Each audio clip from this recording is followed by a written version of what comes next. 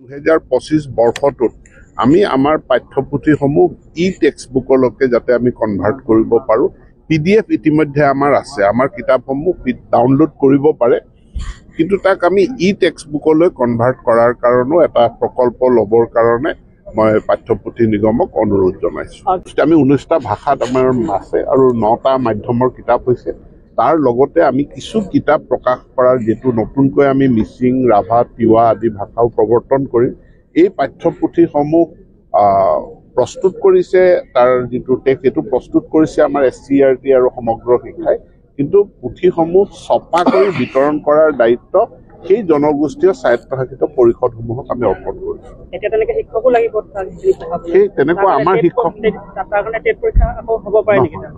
এতিয়া প্ৰথম আমাৰ যিসকল শিক্ষক আছে সেইসকল শিক্ষকৰ ভিতৰতে এই জনজাতীয় ভাষাত পাৰদৰ্শিতা থকা যিসকল ব্যক্তি আছে তেওঁলোকক বাছি উলিওৱা হৈছে আৰু তেওঁলোককে সেই বিদ্যালয়সমূহত নিয়োগ কৰা হ'ব যাতে তেওঁলোকে পাঠদান কৰিব পাৰে। আৰু যিহেতু এইটো বুনিয়াদী স্তৰ, লাহে লাহে যেতিয়া উচ্চ স্তৰলৈ আহিব তেতিয়া নিশ্চিতভাৱে সেই ভাষাৰো টেট পৰীক্ষাৰ কথা আহিব, তেতিয়া আমি সেই সময়ত বিবেচনা কৰিম।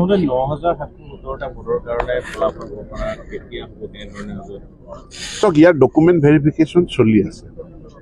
ডকুমেণ্ট ভেৰিফিকেশ্যনটোত সময় লাগিছে আৰু লগাটোৱেই স্বাভাৱিক, কাৰণ বহুখিনি অভিযোগ, প্ৰতি অভিযোগ বা বহু ভুৱা ডকুমেণ্ট আমাৰ হাতত ধৰাও পৰিছে।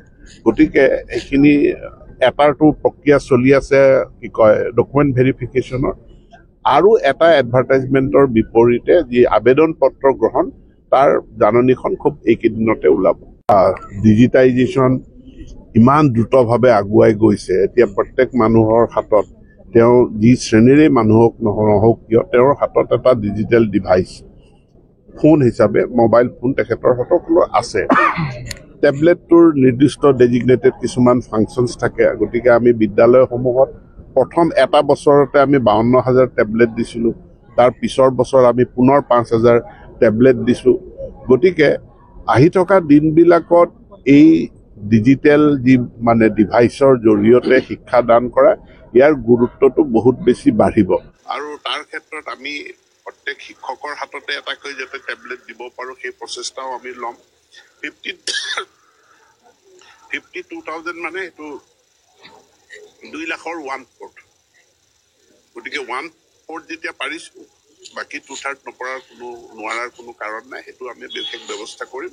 কিন্তু প্ৰথমতে আমাৰ লেচন ডিজিটেল মাধ্যমত দীক্ষা পৰ্টেলৰ জৰিয়তে বিভিন্ন ভাষাত আমাৰ পাঠসমূহ আছে, কিন্তু টেক্সটবুকখনো আমি টেক্সটবুক হিচাপে দিব বিচাৰিছোঁ আৰু তাক QR কোডৰ দ্বাৰা লেচনৰ লগত অডিঅ' ভিজুৱেল লেচনৰ লগত আমি লিংক কৰি দিব বিচাৰিছোঁ, যাতে ছাত্ৰ ছাত্ৰীৰ লগতে শিক্ষকসকলৰ সুবিধা